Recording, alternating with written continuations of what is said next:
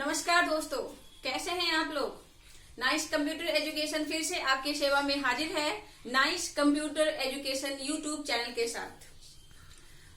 तो दोस्तों, पहले की भांति तो कोरोना वायरस हल्का, वैसे उसका रिकॉर्ड तो कम हो नहीं रहा है, फिर भी सरकार ने बहुत चीजें खोली है, बहुत सारी चीजों को छूट दी है। पता नहीं कोचिंग वाले को कब छूट मिलेगी, कब हम आप लोग से ऑफलाइन क्लास के माध्यम से जुड़ पाएंगे। फिर भी अब मैं आपको ऑनलाइन क्लास के माध्यम से धीरे धीरे एडीसी कोर्स का सिलेबस दे रही हूँ। पिछला क्लास में मैंने 5 क्लासेस दिया था, जिसमें वर्डपैड के सारे ऑप्शन को मैंने बताया। वर्डपैड पे पूरी तरह से काम करने के लिए मैंने आपको सिखा दिया।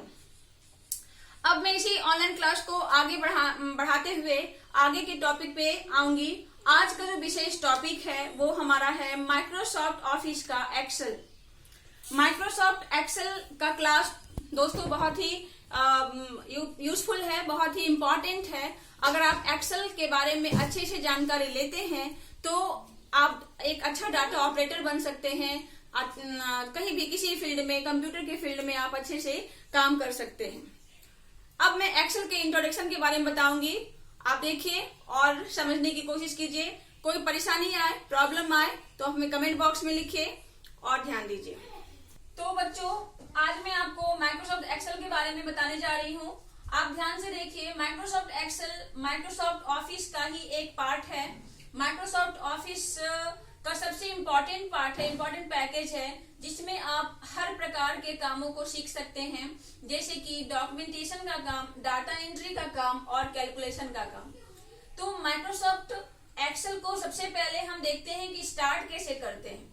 मैं आपको माइक्रोसॉफ्ट एक्सेल का पूरा क्लास दूंगी, एक एक क्लास के माध्यम से रोज आपको एक नया वीडियो मिलते रहेगा। और जिन दोस्तों ने अभी तक सब्सक्राइब नहीं किया है, आप उसे सब्सक्राइब जरूर कर लें। अगर आपको एक्सेल पूरी तरह से पढ़ना है और सारी वीडियो देखना है तो आप सब्सक्राइब करके बेल आइकन को दबाइए, आपको सारा वीडियो मिल जाएगा।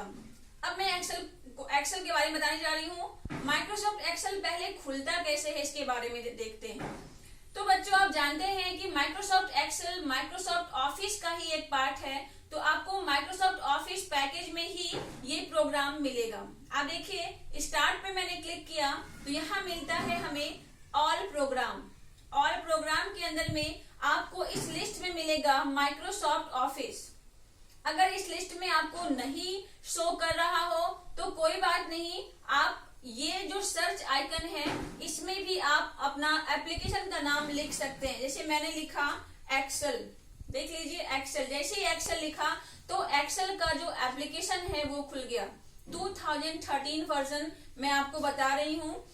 वैसे तो 7 पे भी ज्यादा वर्क होता है ऑफिशियली, लेकिन अभी लेटेस्ट वर्जन 13 और 16 भी चल रहा है। थोड़ा बहुत का अंतर आता है, मैं 13 पे आपको काम बता रही हूँ। ये देखिए एक्सेल का आइकन, आप एक बार एक्सेल पे क्लिक करेंगे तो एक्सेल का आपका पेज खुलेगा। दोस्तों, ये माइक्रोसॉफ्ट एक्सेल का पेज जो होता है वो वर्ड जैसा नहीं होता है। इस पेज को समझना पड़ता है, तभी आप इसमें इजीली वर्क कर पाएंगे। ये देखिए, आपको जो मैंने वर्डपैड में बताया था, टाइटल बार, ये कंट्रोल मेनू बॉक्स, ये टैब, ये सभी आएंगे इसमें भी, लेकिन इसमें डिटेल्स रूप से आ रहे हैं, मतलब कुछ ज्यादा ऑप्शंस आ रहे हैं। तो आप एक्सेल के बारे में ध्यान से समझिए, जो मैं बताऊंगी उसे ध्यान से सीखिए। अगर कुछ नोट भी करना हो तो अपना पेन और कॉपी लेके बैठिए और नोट भी कीजिए, जिससे आपको एक्सेल की अच्छी जानकारी हो पाए। अब देखिए, एक्सेल जो है, एक्सेल के पेज को हम लोग इलेक्ट्रॉनिक स्प्रेडशीट भी बोलते हैं। एक्सेल के पेज को इलेक्ट्रॉनिक स्प्रेडशीट भी बोला जाता है। और ये कॉलम एंड रो में डिवाइडेड होता है। कॉलम एंड रो, ये जो ABCD का आपको यहाँ पे लिस्ट दिख रहा है, आप देख पा रहे होंगे, ये आपका कॉलम है। और ये कॉलम की संख्या 16,000, कॉलम का संख्या जो होता है वो आपको 16,384 होता है। बच्चों, आप ध्यान से देखिए, कॉलम का जो नंबर्स होता है वो ABCD को डिनोट कर रहा है। तो ये Z तक आपका खत्म हो जाएगा। जैसे ही आप जाएंगे Z तक तो आपका 26 लेटर में ही खत्म हो जाएगा, 26 नंबर में ही खत्म हो जाएगा। तो 16,000 कहाँ तक कैसे पहुंचेगा? तो इसके बाद Z के बाद जो कॉलम्स नेम आ रहा है वो AA, ए बी, ए सी और ऐसे करके जब ए जेड हो जाता है तो ए और फिर बी ए, बी बी, बी सी, इस तरह से करके आपको लास्ट जो कॉलम का नेम होगा वो एक्स एफ डी होगा। तो दोस्तों लास्ट कॉलम पे हम कैसे गए? लास्ट कॉलम पे जाने के लिए आपको प्रेस करना है कंट्रोल, CTRL, कंट्रोल। मैं बड़ा करके लिख के दिखा देती हूँ, शॉर्टकट से आप नोट भी कर सकते हैं।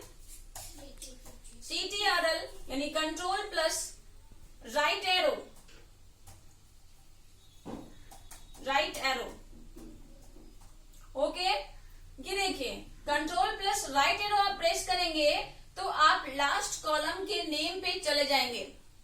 और जब आप कंट्रोल के साथ लेफ्ट एरो प्रेस करेंगे तो आपको फर्स्ट कॉलम पे ये लेके आ जाएगा, यानी कि ए पे लेके आ जाएगा। तो इस तरह से कॉलम का संख्या आपने देखा 16,384 यानी 16,384 कॉलम का संख्या होता है। और इसे कॉलम का जो नेम होता है वो ए बी सी डी से डिनोट करते हुए और लास्ट जो कॉलम होता है उसका नेम एक्स एफ डी पे खत्म होता है। तो ये था आपका कॉलम। कॉलम का चौड़ाई देखिए अभी तो छोटा है, लेकिन इसे आप अगर बढ़ाना चाहें तो ये कॉलम के बीच वाले लाइन पे आप माउस का क्लिक करते हुए उसे ड्रैग करेंगे तो आप अपने हिसाब से इसकी चौड़ाई बढ़ा सकते हैं या घटा सकते हैं। आप देख रहे हैं ये आपका बढ़ सकता है या घट सकता है, अपने हिसाब से जैसा डाटा है आपके पास उसके अकॉर्डिंग आप इसकी चौड़ाई और लंबाई बढ़ा घटा सकते हैं। और अब एक्सेल में कॉलम की बात हमने कर दी। अब आप देखिए रो। एक्सेल में रो एंड कॉलम से बना हुआ इलेक्ट्रॉनिक स्प्रेडशीट है। तो रो का जो नंबर्स होता है वो 1 2 3 से डिनोट होता है। इस तरह का जो आ रहा है वो रो है। ध्यान दीजिए ये जो खड़ा लाइन है ये कॉलम है और ये जो लेटा हुआ लाइन है ये है आपका रो। रो का संख्या इसमें होता है, आपको मैं लिख के बता देती हूँ, 10,48,576 यानी 10,48,576 ये आपका रोज का संख्या होता है, नंबर्स होता है। इतने रोज होते हैं इसमें। आपको लास्ट रो पे अगर जाना है तो आप माउस का क्या करेंगे, दिमाग लगा सकते हैं आप। जब लेफ्ट एरो से राइट एरो से हम लोग लास्ट कॉलम पे गए, लेफ्ट एरो से हम लोग फर्स्ट कॉलम में आए तो लेफ्ट डाउन एरो से हम लोग लास्ट रो में जा सकते हैं कंट्रोल के साथ डाउन एरो। देखिए ये रो का नंबर आपको दिख रहा है 10,48,576। तो आप इसको देख लीजिए। और इतने कॉलम इतने रो होते हैं हमारे एक्सेल वर्कशीट में। आप इस स्क्रॉल की को भी ऊपर करके फर्स्ट वाले रो में या फर्स्ट वाले कॉलम में जा सकते हैं, लेकिन इसमें टाइम लगेगा। तो फिर से अभी वही प्रेस कीजिए कंट्रोल के साथ अप एरो। अप एरो से आप कहा जाएंगे, फर्स्ट कॉलम में चले जाएंगे। देखिए जहां जहां आपका टेक्स्ट है वहां पे कर्सर जाते हुए फर्स्ट कॉलम में, फर्स्ट रो में आपका चला गया। इस तरह से एक्सेल में आप मूव कर सकते हैं। और एक्सेल पे काम करते वक्त आपको बार बार माउस की आवश्यकता नहीं पड़ेगी। आप लेफ्ट राइट और डाउन और जो अप एरो है उसकी सहायता से आप नीचे ऊपर या लेफ्ट राइट में मूवमेंट कर सकते हैं। देखिए इस तरह से आप ऊपर नीचे जा सकते हैं और अपने अकॉर्डिंग सेल के साइज को भी बढ़ा सकते हैं। तो ये था कॉलम और ये था रो। तो एक्सेल में जो स्प्रेडशीट होता है वो रो एंड कॉलम से मिलके बना रहता है। तो रो एंड कॉलम का जो पॉइंट एक बनता है, इंटरसेक्शन पॉइंट जो बनता है, उस पॉइंट को हम लोग कहते हैं सेल। इस पॉइंट को क्या बोलते हैं, सेल बोलते हैं। एक्सेल की मैं बहुत ही आपको बेसिक जानकारी दे रही हूँ, जिसे एक्सेल बिल्कुल नहीं आती है, अगर ये वीडियो ध्यान से वो देखेंगे तो एक्सेल पे उन्हें काम करना आ जाएगा। आपको सिर्फ ध्यान देना है, समझना है और हमें कमेंट के जरिए बताना है कि आप क्या नहीं समझे या क्या परेशानी आई। तो आप देखिए सेल, रो एंड कॉलम, ये रो है और ये कॉलम है। इसका जो पॉइंट बना, एक घर बना, वो क्या कहलाया, सेल कहलाया।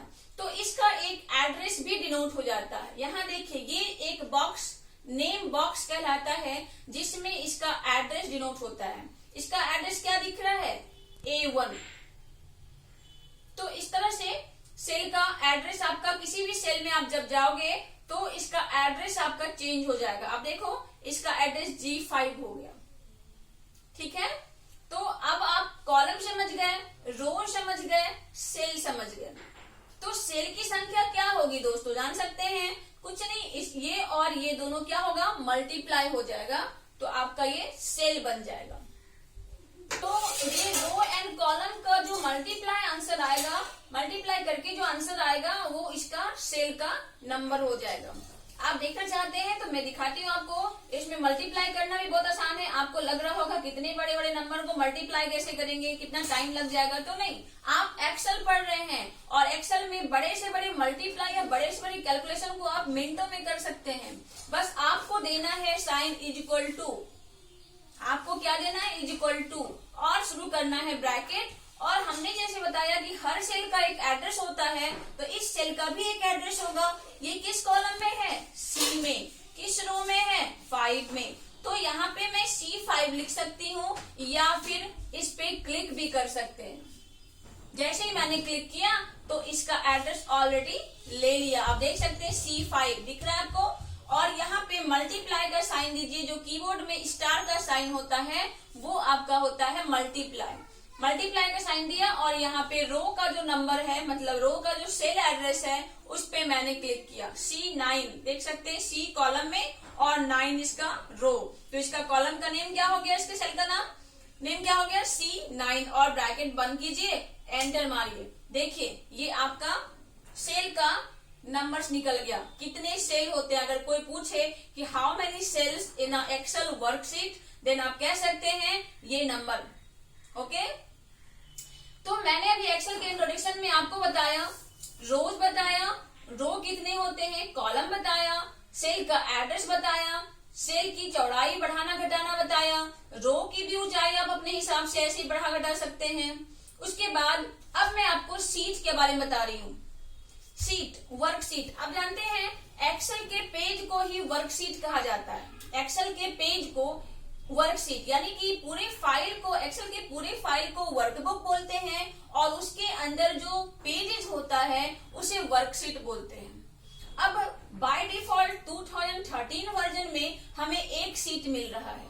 आप चाहें तो बहुत सारे सीट इंसर्ट कर सकते हैं। आप ये प्लस का साइन दिख रहा है आपको, इस प्लस पे क्लिक करते जाइए, आपका सीट बढ़ते चला जाएगा। या शॉर्टकट भी आप प्रेस कर सकते हैं, shift plus F11, shift plus F11। तो देखिए ये सीट आपका बढ़ रहा है।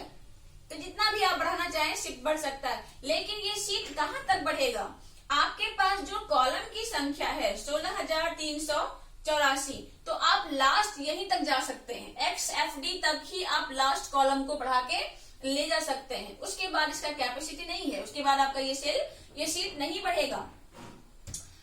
तो इस तरह से सीट आप बढ़ा सकते हैं। सीट के बारे में मैंने आपको बताया, अभी आपने सीट 1 पे काम किया था, सीट 2, सीट 3 ये सब खाली है। तो एक्सेल में काम करने से एक फायदा क्या होता है, एक्सेल में जब आप काम करते हैं तो फायदा क्या होता है कि आप बहुत सारे डाटा को एक ही वर्कबुक में सीट बाय सीट बना के रख सकते हैं। जैसे अगर आपको पूरे 1 साल का डाटा एक ही वर्कबुक में रखना है तो आप हर सीट का नाम दे दीजिए, सीट 1, सीट 2, सीट 3, ऐसे तो है ही, लेकिन आप इसको रीनेम भी कर सकते हैं। तो आज तो मैंने एक्सेल के बेसिक क्लास के बारे में बताया, रो बताया, कॉलम बताया, रो की संख्या, कॉलम की संख्या और सीट कैसे इंसर्ट करते हैं उसके बारे में मैंने आपको बताया।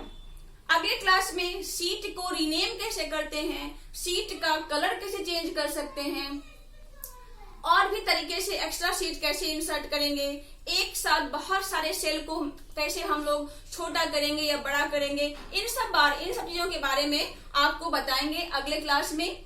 ज्यादा बड़ा वीडियो होने से लंबा हो जाता है, जिससे आप देख भी नहीं पाएंगे ज्यादा लंबा वीडियो। तो मैं थोड़ा थोड़ा करके ही एक्सेल के सारे टॉपिक के बारे में मैं आपको बताऊंगी, पूरी एक्सेल में खत्म करूंगी। आप सिर्फ ध्यान दीजिए, सब्सक्राइब कीजिए और बेल आइकन को दबाइए। बाकी आपका प्यार मुझे हमेशा मिलते रहा है। नाइस कंप्यूटर हमेशा nice computer education Hajipur channel के माध्यम से हमेशा आपकी सेवा में हाजिर रहेगी, ऑनलाइन क्लास कराती रहेगी जब तक आप हमारे सामने क्लास करने नहीं आ जाते हैं। कोरोना जब तक खत्म नहीं हो जाता है, सरकार हमें क्लास खोलने की इजाजत नहीं देती है, तब तक हम आपके लिए नई वीडियो लाते रहेंगे। तब तक के लिए धन्यवाद।